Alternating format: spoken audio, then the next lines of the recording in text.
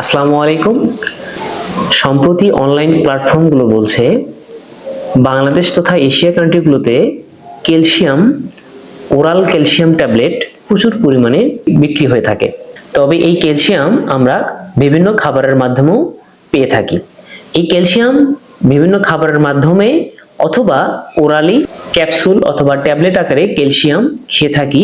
তবে এই ক্যালসিয়াম যেভাবেই আমরা খেয়ে থাকি না কেন, এই ক্যালসিয়াম সরাসরি দেহে শোষণ করতে পারে না। এই ক্যালসিয়াম গেট ওপেন হওয়ার জন্যই আমাদের সর্বপ্রথম প্রয়োজন ভিটামিন ডি। তাহলে আমাদের শরীরে সর্বপ্রথম ভিটামিন ডি এর নিশ্চিতকরণ করতে হবে। আর এই ভিটামিন ডি ক্যালসিয়ামকে শোষণ করতে সাহায্য করে থাকে। আর এই ভিটামিন ডি শরীরে না থাকলে এই ক্যালসিয়াম হজম হয় না, রক্তে শোষিত হয় না এবং হাড় গঠনেও সহায়তা করতে পারে না। আমাদের একটি ভ্রান্ত ধারণা যে ক্যালসিয়াম ভিটামিন ডি তৈরিতে সহায়তা করে থাকে।